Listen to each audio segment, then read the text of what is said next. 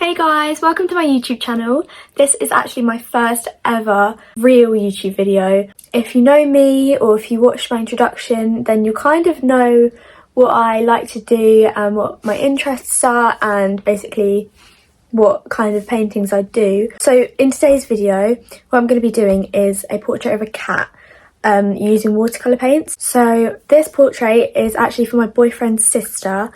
She sent me a picture of her cat and I have already started doing it a little bit, but that doesn't really matter. What I'm basically going to be doing today is just showing you the basic techniques and how I like to use my watercolour paints and these brush pens that I have to create the best picture that I can of a cat. So let's get into it. So guys, this is what I've already started doing. I like to start with like the detail in the centre of the face, so like the nose and the eyes are the main focal points in my pictures, so that's the things that I like to start with so I can get them right. And then I just like to like work outwards from that. So what I use is my iPad. You don't have to have an iPad, you can print out a picture or just have like a reference. You can even do it in person, but it just might be a bit difficult because if you're painting a cat like I am, then you like to move around a bit. So this is the photo. I'm not too sure if you can see. This is the photo that I'm working from, and then this is obviously my already started portrait of it. So these are the watercolour paints that I like to use. I'm not too sure where they came from. My dad bought them for me, but I think it's called Artistro. But yeah, they're just a lovely set of watercolours. Like, the colours come out so like vibrantly and there's not really any grain to them, which I find with quite a lot of watercolours. They just, when you mix them with the water, they just become quite grainy. They're not the best, like as you can see I've kind of mixed a few of them, but basically I like to just leave them at the side here. Don't know if you can see that. So these are the pens that I like to use. I don't know if you can see it, if it's focused. What you do is you fill up the little tube with water, and then what you can do is you literally, I'll show you on this bit of paper, you squeeze it and water comes out the end, and then you can paint. I haven't got any paint on it at the moment so you can't see it, but they're just so much easier than using a brush and a pot of water, because if you're clumsy like me, I will spill it everywhere. So I'm just working on this area at the moment. What I am going to do first is I'm just going to work on the nose a little bit more. So I get my my brush, I circle it round in there, and what you do want is you want a little bit of scrap paper. I like to use this one, and you can just see like how much water you've got on there. If you don't need as much water, you just do it again, and then you can just see how thick the lines are going to come out and how dark they're going to come out. So I kind of want it about that. And then you just want to notice, like in the picture, you just want to analyse it a little bit.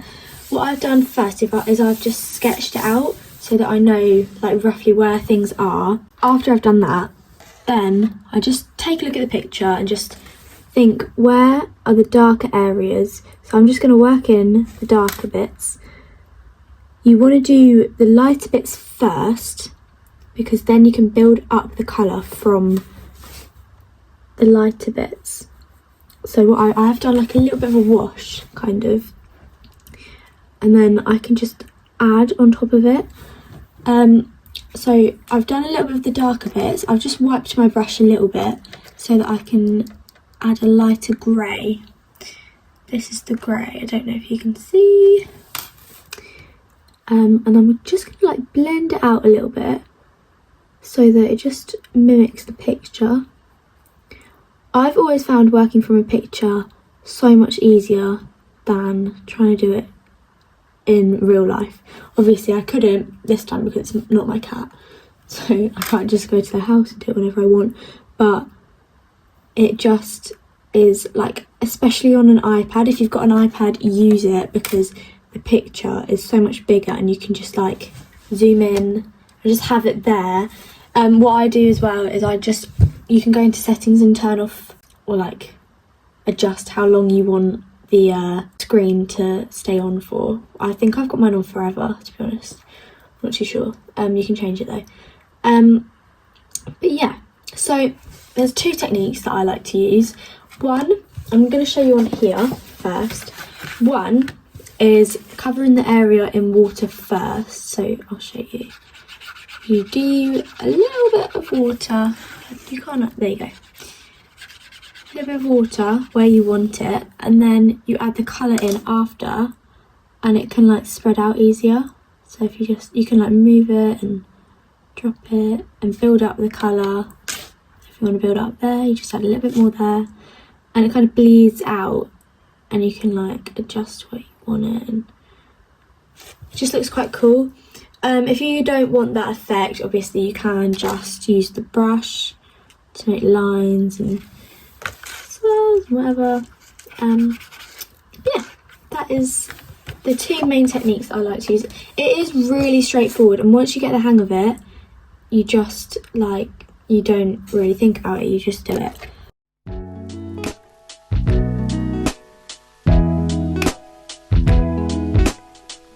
I only really started doing watercolours maybe a year ago actually. It's not been that long, but I never really did it before. I always thought they were quite difficult to use and just like manipulate. So I started using them more, about a year ago. And since then I've just like done all because people ask me to do them like portraits and stuff. So I tend to they don't really mind. People don't really tend to mind what I do it in, but I like to do it in watercolour because it's so much quicker than getting out like acrylics and like water and everything like that. It's just so much more like, you can like, say I wanted to take it somewhere else with me, like I've taken it to my boyfriend's house before and I've done portraits at his house.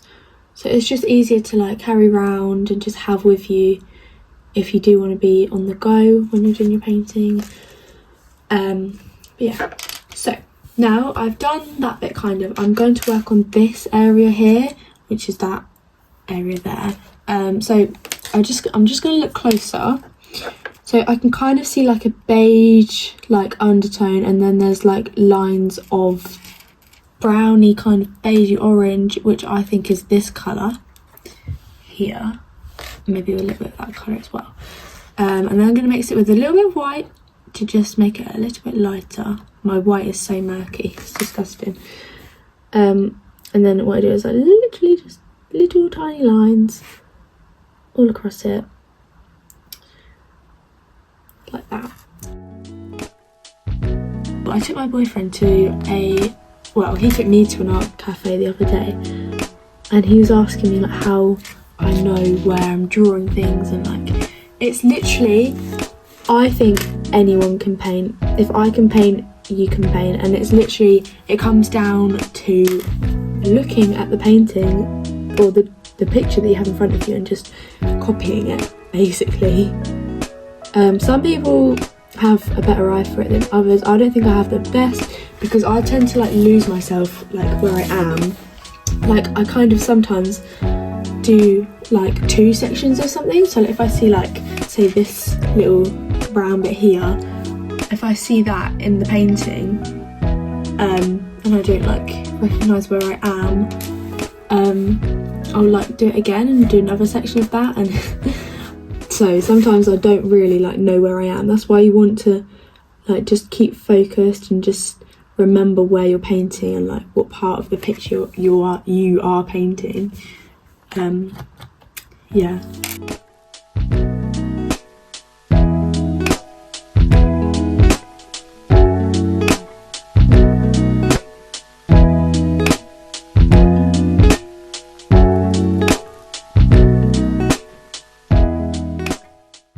I'm just going to build up the tone using a little bit, I'm gently squeezing that as I paint to release more water. I got these from EdenDoesArt in London. I'll try and find a link if I can, and I'll link them in the description, but they are really good. This set did actually come with, I'll show you guys, it did come with this one, which I actually find better than the EdenDoesArt ones because they it doesn't release the water on its own. This one kind of leaks a little bit. This one you push it and then it releases the water, but I left that one in a funny position and the end of it like it's kind of moulded into that shape, so that's why I don't really use that one. I like to use these ones now.